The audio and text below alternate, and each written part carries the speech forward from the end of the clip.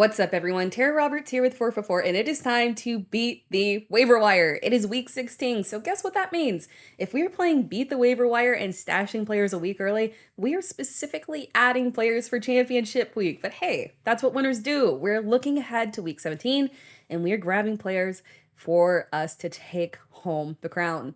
Before we get started, remember to like this video, subscribe to the channel, and if you want more fantasy insights and tips, head over to 444.com/plans and sign up for a subscription today. And exclusively for our YouTube audience, use promo code YouTube at checkout to save 25%. Now let's go ahead and dive right in. Zamir White is a top waiver wire ad for week 16. Technically speaking, the Raiders are still in the playoff hunt, but the AFC is stacked, and realistically, the Raiders are planning to build for next year. Josh Jacobs is on a one-year deal and likely hitting the market and finding a new home and a payday. He has no incentive to push himself back from injury before he's actually ready. If Jacobs misses additional time, Zamir White would continue as the lead back. White took that opportunity in week 15 and ran with it with 17 carries for 69 yards and 1 touchdown plus 3 receptions on 4 targets for 16 yards. It was a very solid day. And you might not have to fight your league mates to get White on waivers this week, because it's one thing to start him against the struggling Chargers defense.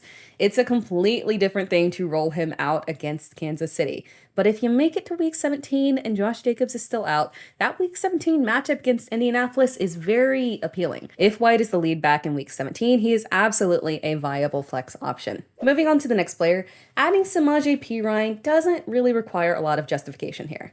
And it's not related to his week 15 performance specifically. It is very simple. The Broncos play the Chargers in week 17, and if you need a shot in the dark, taking a chance on whatever team is playing the Chargers is the safest bet that you can make.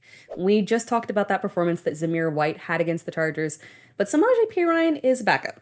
So why are we adding a backup for this matchup? Perine is a backup with standalone value that has been highly efficient with his opportunities. Perine is averaging 4.9 yards per carry on the season, a career best for him. He has 41 receptions on 45 targets, hyper efficiency, and he's got a total of 389 yards off of those receptions. He's been very productive with his opportunities. If we are looking to stash one widely available running back who has an excellent week 17 matchup and could have standalone value on his own, or could have league-winning upside if he became the lead back due to injury, it is Samaje Perine. Another player that you can take a chance on stashing is Parker Washington.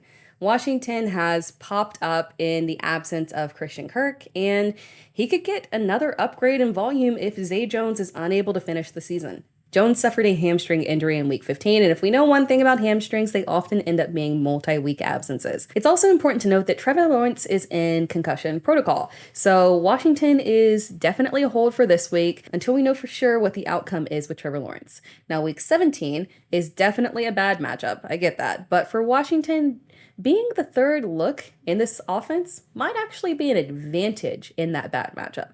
Difficult secondary matchups are often the perfect time to deploy a wide receiver 3 that could see the easier coverage.